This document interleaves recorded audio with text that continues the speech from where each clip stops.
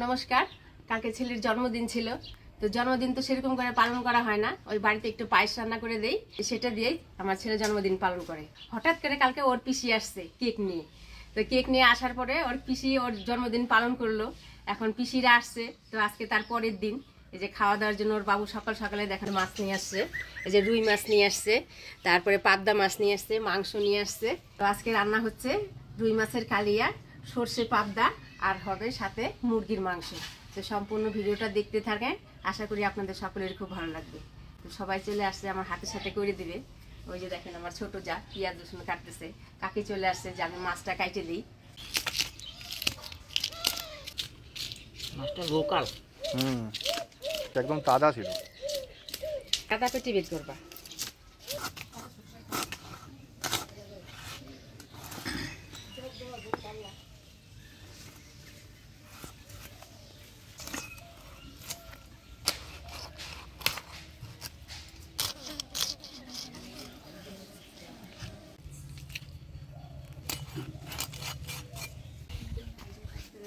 কাকি মাছ কাটতেছে আর আমি এদিকে ভাতটা আগে বসাই দিই।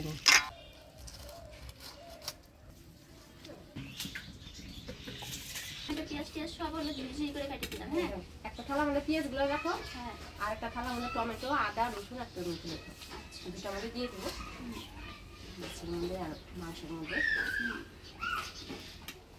ভাত নেড়ে এই হাতাটাতে খুব আরাম পাওয়া যাচ্ছে। দেখ হাতাটা দেখছিস? হ্যাঁ, একেবারে 250 গ্রাম দুধ আছে এই দুধে। 2 হাতা ভাত দিলে তো মানুষের পেট ভরে যাবে। ভরে যাবে হাতাটা। সেই মাংসের পিসগুলো কাটা ভালো হয়েছে আজকে, ছোট না বড় না, মাঝারি সাইজ করে কাটা, একেবারে মিডিয়াম সাইজ। ভাত হয়ে গেছে, কাকি ভাতটা উপর দিল, আমি মাংসটা ওইদিকে পরিষ্কার করে ধুয়ে নিলাম। এবার একটু লেবু মাখায় রাখবো, এই লেবুর রসটা দিয়ে ভালো করে মাখায় রাখবো মাংসটা। লেবুর রস দিলে কিন্তু মাংসটা কিন্তু একদম নরম হয়, তাই না? মাংসটাও নরম হয়, খাইতেও খুব ভালো লাগে। মাংসটা লেবু দিয়ে মাখাই নিলাম, এদিকে মাছের থেকে জলটা ঝরে গেছে, হলুদ লবণ দিয়ে মাখাই নিই মাছটা।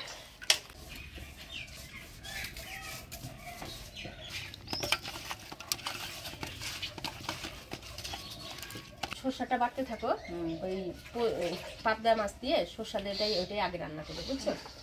মাছটা আগে ভাইজে আগে বাইটে দিয়ে নিই না। হ্যাঁ, ওটা আগে বাইটে দাও, আমি মাছ ভাইজে তারপর পাবদা মাছটা কষিয়ে দেবো। সরষে একটা ঝাঁজ বেড়েছে, সরষেগুলো সেই ভালো। হ্যাঁ, সরষাটা আমি রোদ্রে দিয়ে শুকায় রেখে দিচ্ছি। রোজে সকালে ঝাঁজ হয় তো। হ্যাঁ,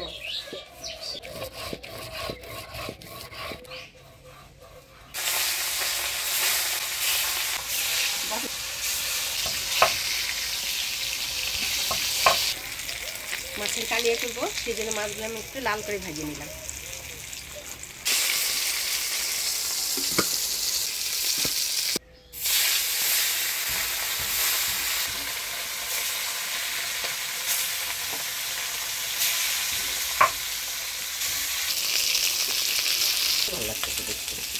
মাছগুলো ভাজিয়ে নিলাম, এবার তুলে নেব।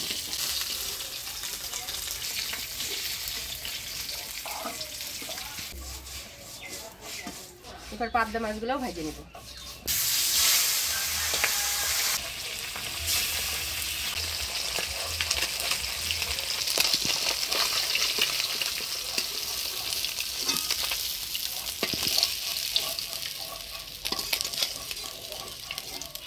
মাছ সব ভাজে নিলাম, এবার সর্ষে পাবদাটা রান্না করে নেব। ফোড়নে দিয়ে দিচ্ছি কাঁচা লঙ্কা আর কালো জিরা, দিয়ে দিচ্ছি হলুদ, লবণ, এবার দিয়ে দিচ্ছি সামান্য জল, দিয়ে দিচ্ছি কাঁচা লঙ্কা, সর্ষে বাটা,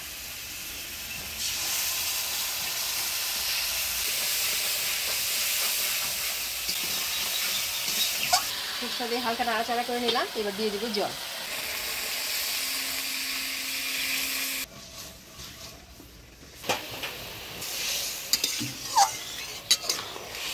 বলক এসে গেছে, এবার ভাজা মাছগুলা দিয়ে দিব।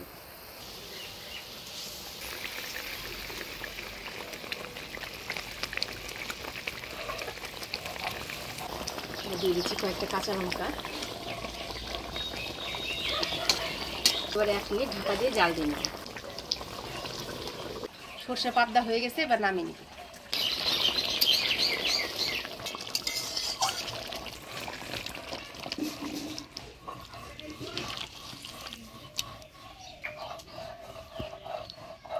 রুই মাছের কালিয়াটা রান্না করব। ভুনে দিব শুকনো লঙ্কা, তেজপাতা, গোটা গরম মশলা। দিয়ে দিচ্ছি পেঁয়াজ কুচি।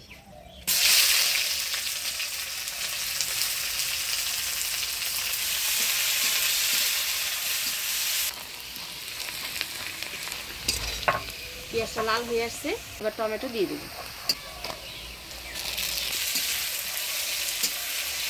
এবারে দিয়ে দিচ্ছি বাটা মশলা, আদা বাটা, রসুন বাটা, ধনিয়া জিরা বাটা, লঙ্কা বাটা, হলুদ, লবণ, সব মশলা দিয়ে নাড়িয়ে নিচ্ছি। মশলাপাতি দিয়ে নাড়াচাড়া করে নিলাম। এবার অল্প জল দিয়ে মশলাটা ভালো করে কষিয়ে নেব।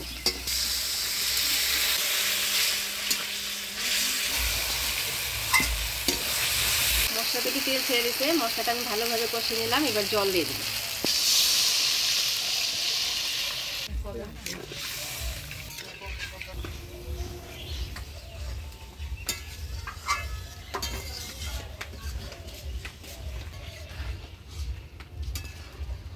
ঝোল ঝাল হয়ে আসছে, এবার ভাজে রাখা মাছগুলো দিয়ে দেব।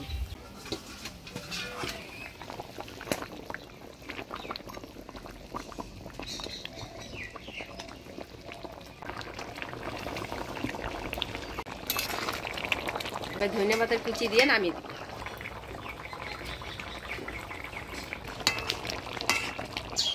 রুই মাছের কালিয়া হয়ে গেছে, এবার নামিয়ে নেব।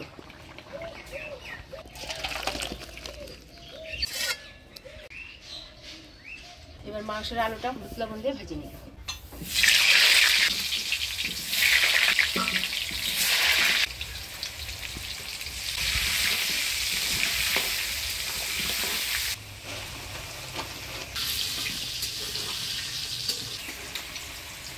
আলুগুলো লাল করে ভেজে নিলাম, এবার তুলে নেব।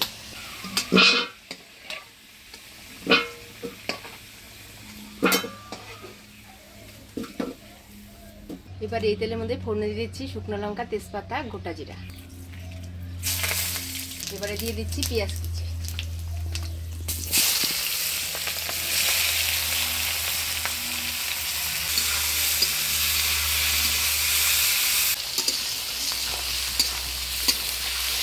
এবার দিয়ে দিচ্ছি টমেটো।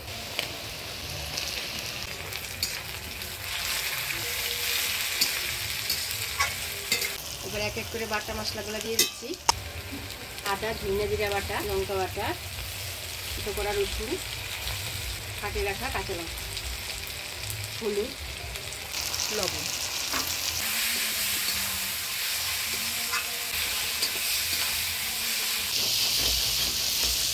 মশলাপাতি দিয়ে ভালো করে ভাজা ভাজা করে নিলাম। এবার ধুয়ে রাখা মাংস দিয়ে দিলাম।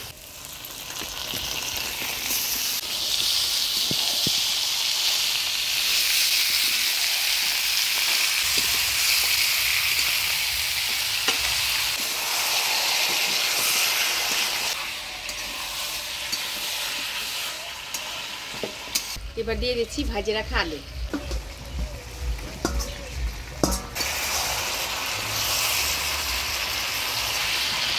মাংসের সাথে আলু দিয়ে ভালো করে কষে নিলাম। দেখেন মাংস থেকে তেল ছেড়ে দিচ্ছে। এবারে জল দিয়ে দিচ্ছি।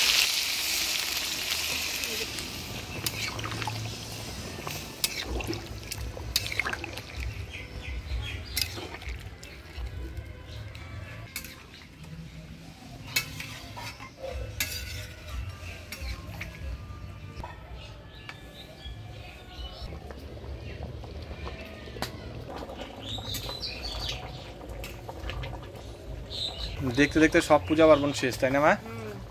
আবার সেই কতগুলা দিন সব পূজা পার্বণে শেষ হয়ে গেল। এখন যে 2-3 দিন পরে ছট পূজা আছে, তারপরে সব পূজা শেষ। ছট পূজা তো তাও বাঙালিদের তো না, এটা তো বিহারিদের পূজা, তাই না? যাই হোক, তাও যাওয়া হয় পাড়ার মধ্যে।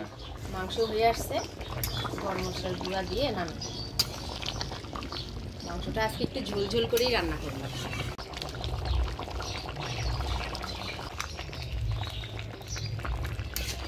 মশলা গুঁড়া দিয়ে নাড়া দিয়ে নিলাম। এবার নামিয়ে নিলাম।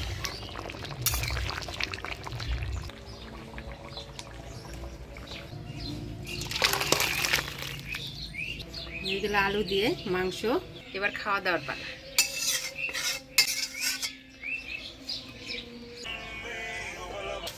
রুই মাছের কালিয়া,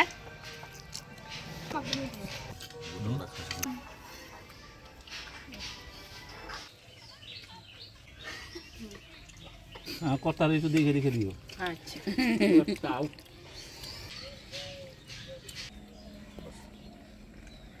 জমে রাখবে। দিও না আবার এই জায়গায় পরে বেশি হবে। আরে খাতে পারলে তো তখন করবো। যদি না জানতাম তাহলে ভাবতাম যে দোকানে নেব মুরগি।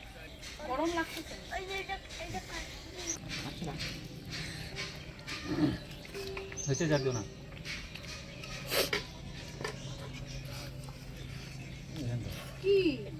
মাংসটা দারুণ হয়েছে মামি। হ্যাঁ, ঝাল একদম টনটনা। মাংস মানেই ঝাল, ঝাল না হলে কি মাংস টেস্ট হয় বল? জল দেবো গোপাট্ট। ঝাল আর লবণ এই দুটোই হচ্ছে মেন মাংস। খাও। হ্যাঁ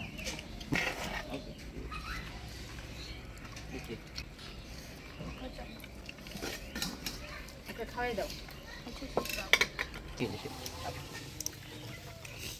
গুঞ্জন, তুমি কি ঘুমাইছিলা?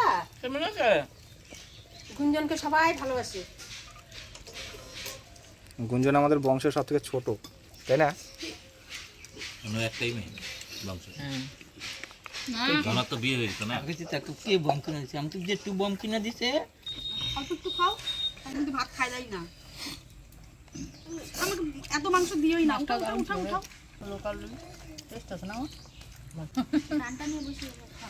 আস্তে আস্তে খাইতে লাগে, তাহলে আবার ঝাল লাগে না, আর তাড়াতাড়ি গিলতে হয়, মুখে রাখতে লাগে না, ফটাফট গিলে দিতে হয়। খাওয়ার সময় ফোন দেখলে ঝাল বেশি লাগে।